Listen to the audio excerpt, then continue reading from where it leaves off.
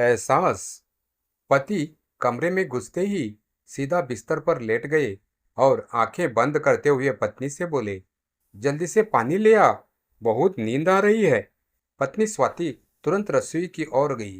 कुल्हड़ में ठंडा पानी भरकर जब वो लौटी तब तक उसके पति अमित गहरी नींद में सो चुके थे। स्वाति ने अमित को देखा। उसके चेहरे पर थकान के साथ एक मासूम सी शांति थी। वो चाहती तो पानी पास रखकर आराम से सो सकती थी। वो चाहती तो धीरे से जगा देती और कहती, पानी लाओ तो कहा था। लेकिन उसने कुछ नहीं किया। उसने सोचा, अब नींद तो लग गई है, अगर मैं जगा दूं तो दिन भर की थकान बेकार जाएगी, और अगर प्यास लगी थी तो नींद खुलने पर और ज्यादा सताएगी। बस यही सोचकर वो कुल्हड़ में पानी लिए अमित के सिरहाने खड़ी रही। पूरी रात रात बीतती रही। वो खड़ी रही। घड़ी की सुइयां आगे बढ़ती रही। पूरे घर में सन्नाटा था, पर उसका दिल धड़क रहा था। वो हर 2 मिनट में अमित की सांसों को सुनती थी। वही कहीं वो करवट तो नहीं ले रहा, कहीं प्यास में तड़प ना उठे। लेकिन उसने कुछ भी नहीं कहा, कुछ भी नहीं मांगा।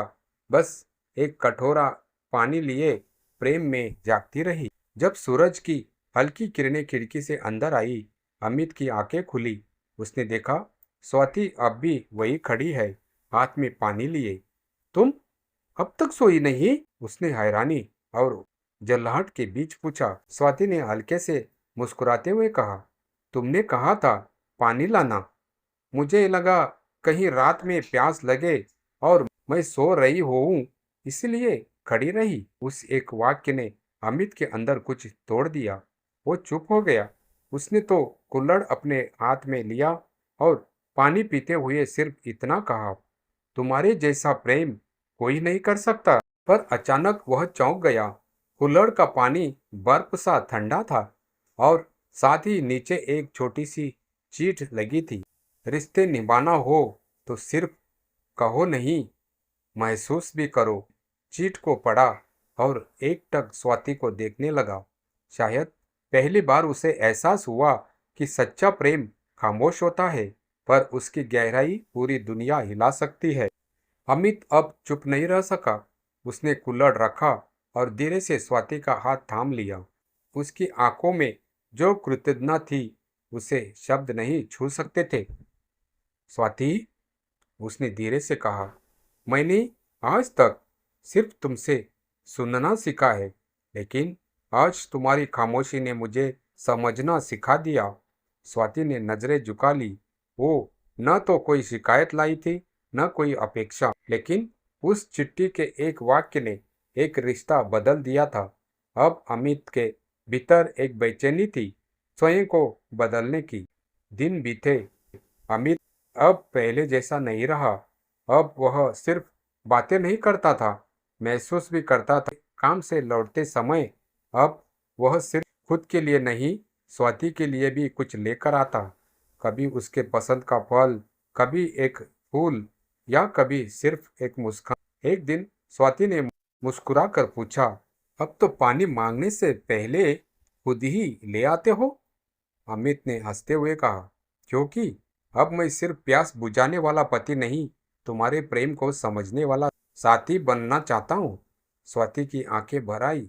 उन्होंने एक दूसरे को थामा, बिना कोई वादा किए, बस एक चुप्पी में, एक एहसास में जो कहता था, मैं अब जान गया हूँ कि प्रेम जताने से ज्यादा समझने और निभाने में है। स्वाति ने कभी भी अमित से कोई बड़ी चीज नहीं मांगी थी, न आभूषण, न घूमने की जगहें, न दिखावे का प्रेम। बस एक छोटी सी ख्वाहिश कि कोई उसे भी उस स्नेह से देखे जिस स्नेह से वह देखती थी। अब अमित ने वह देखना सीख लिया था। एक शाम दोनों छत पर बैठे थे। हवा में हल्की ठंडक थी।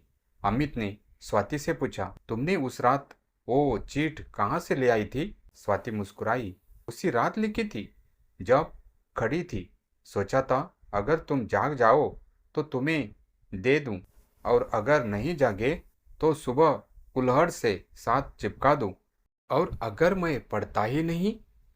अमित ने आंखों में शरारत और अफसोस के बीच कुछ खोजते हुए पूछा। स्वाति ने बहुत धीरे से कहा, तो मैं चुप ही रहती, लेकिन मेरा प्रेम नहीं बदलता। वह तो चीट से पहले भी था और चीट के बाद भी रहेगा।